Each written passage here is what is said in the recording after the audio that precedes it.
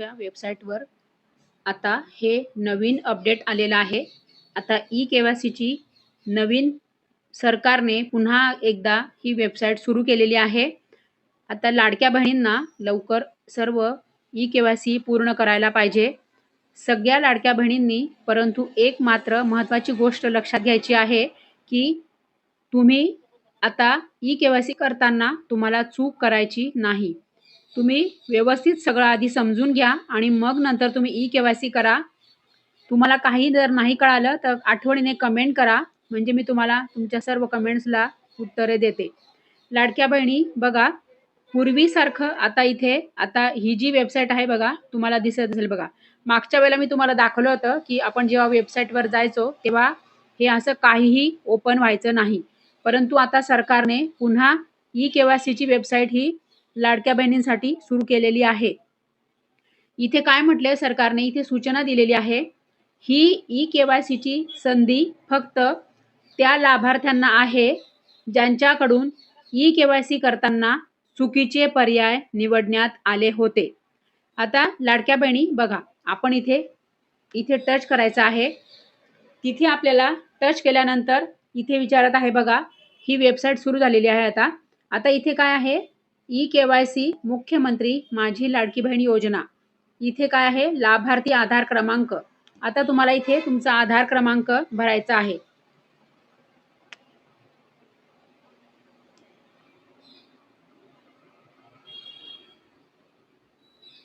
इथे मी आधार क्रमांक भरत आहे. आधार क्रमांक इथे मी भरून घेते. आधार क्रमांक टाकल्यानंतर तुम्हाला इथे काय कॅप्चा कोड भरायचा आहे बघा. हा इथे कॅप्चा दिलेला आहे.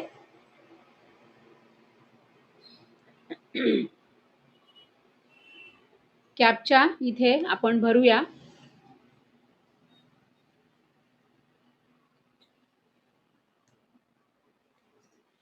हा कॅप्चा भरल्यानंतर आपल्याला पुढे जायचं आहे बघा. पुढे काय म्हटलेलं आहे सरकारने, की इथे मी सहमत आहे. तर तुम्हाला इथे सहमती तुम्हाला ऍक्सेप्ट करायची आहे आणि इथे म्हणायचं आहे मी सहमत आहे. आता इथे मी सहमत आहे म्हटल्यानंतर इथे म्हणायचं आहे OTP पाठवा. नंतर तुमचा आधार कार्डला जो मोबाईल नंबर लिंक आहे त्या मोबाईल नंबरवर तुम्हाला OTP येणार. नंतर तुम्हाला तो OTP टाकायचा आहे.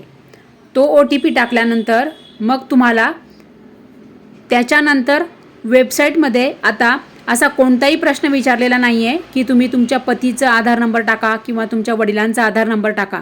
नंतर तुम्हाला इथे काही कुठलाही प्रश्न विचारलेला नाही.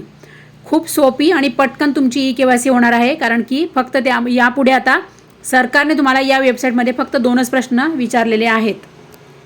लाडक्या बहिणी तुम्ही व्यवस्थित नीट लक्षात घ्या.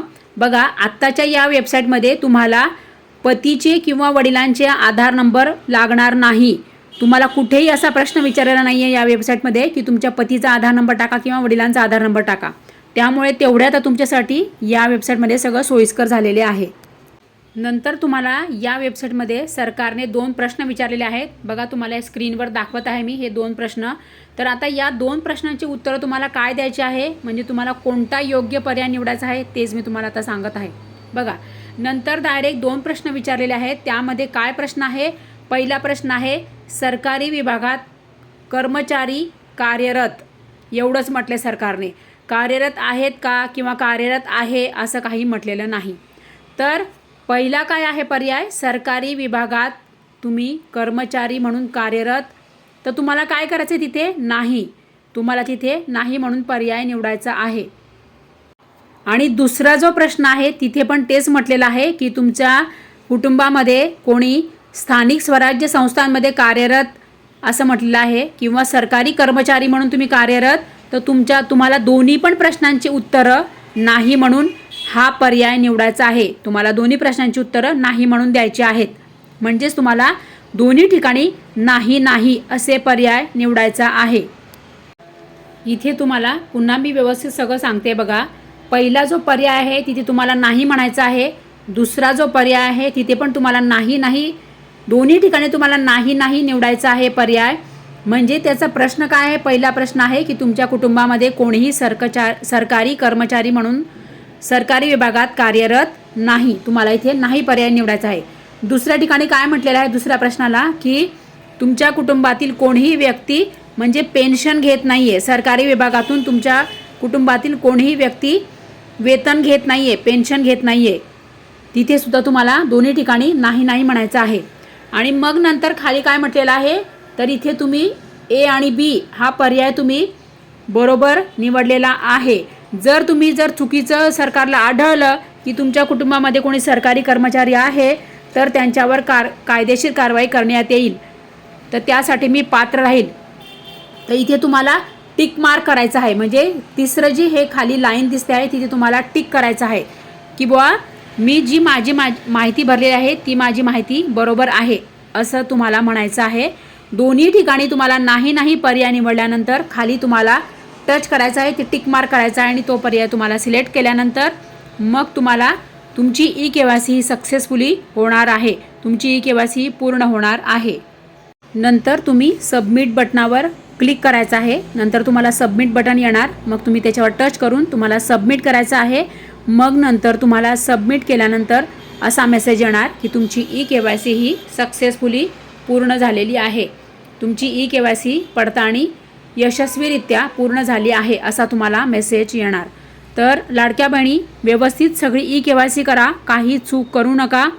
तुम्हाला काही प्रश्न असेल, अडचणी असेल तर कमेंट करा, म्हणजे मी तुमच्यासाठी त्यावर लगेचच व्हिडिओ घेऊन येणार. लाडक्या बहिणी पुन्हा एकदा सांगते, काही चूक नका करू, काही तुम्ही घाई गडबडमध्ये ई-KYC मध्ये चूक करू नका. शांततेने आणि व्यवस्थित तुम्ही ई-KYC करा, कारण की सरकारने तुम्हाला पुन्हा एकदा ई-KYC करण्यासाठी वेबसाईट ही तुमच्यासाठी पुन्हा सुरू केलेली आहे. तर लाडक्या बहिणी व्यवस्थित आणि नीट आणि चूक न करता ई-KYC पूर्ण करा. समस्या अडचणी असेल तर कमेंट करा आठवणीने, म्हणजे मी तुमच्यासाठी व्हिडिओ घेऊन येणार. आता सगळ्या लाडक्या बहिणींसाठी खूप मोठी ही आनंदाची बातमी सरकारने दिलेली आहे.